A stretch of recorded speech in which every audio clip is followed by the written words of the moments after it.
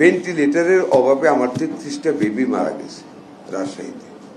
Virus আমরা জানার পরে 24 ঘন্টার ভিতরে কিন্তু আমরা ভেন্টিলেটরের ব্যবস্থা করে ফেলেছি।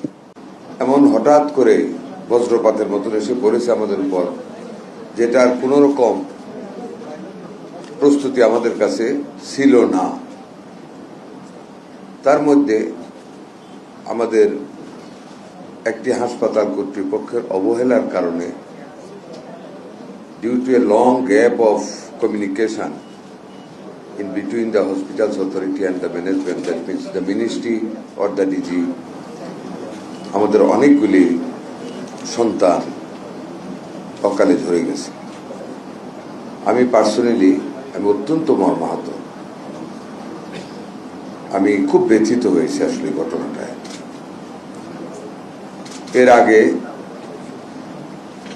একটা ঘটনায় একটা মাত্র ক্যাজুয়ালিটি হয়েছিল সংক্রামক ব্যাধি হাসপাতাল মহাখালীতে। রাতে আমরা রাত 1টায় ওখানে আমি গেছি, আমার নতুন সচিব সেই দিনই জয়েন করেছিল, ওনাকে ডেকেছি, প্রবাদ গেছিল, আমরা সবাই ওখানে গিয়ে আমরা এটাকে সমাধান করতে পেরেছি। এবং যে কাজটা আমরা খুব তড়িৎ গতিতে করেছিলাম সেটা হলো, ওইখানে ওয়ার্ল্ড হেলথ অর্গানাইজেশনের যে আইসিইউটা ছিল, which had been closed due to the closure of the project, আমরা ওইটাকে 18 ঘন্টার ভিতরে একটা সংযুক্তির মাধ্যমে ডাক্তার নার্স দিয়ে সবকিছু ঠিকঠাক করে আমরা ওই আইসিইউটা চালু করে ফেলেছিলাম। যে কারণে আলহামদুলিল্লাহ ওইখানে আমাদের এরপরে আর কোনো ক্যাজুয়ালিটিস হয় না।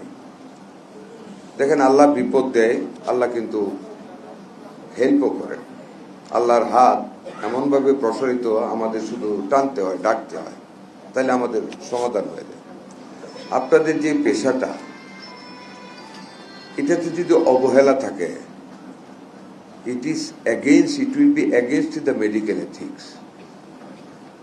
আপনারা যদি একবার চোখ বুজে রাতে অন্ধকার ঘরে বুকটা উপরে দিয়ে আকাশের দিকে নিজেকে আকাশে উঠতেছেন ভাবেন, আরেকবার ভাবেন যে আপনারা কারা।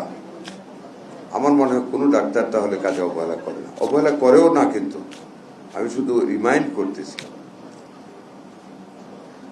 আফটার গড, আল্লাহর পরে একটা মানুষ, সে যেই ধর্মেরই হোক, ফুললি নিজেকে সারেন্ডার করে দেয় ডাক্তারের কাছে। ডাক্তার যা বলে একটা রুগীকে, রুগী সেই কাজটাই কিন্তু করে, এখানে আর কারো দিতেও কোনো কথা শোনে না। আপনাদের দেশটা এতই ইম্পর্টেন্ট, মানে এতই মানবিক, যে এই পৃথিবীটাতে আল্লাহর পরে মানুষকে টিকে রাখার জন্য, সুস্থ রাখার জন্য, হ্যাপি রাখার জন্য একমাত্র ডাক্তার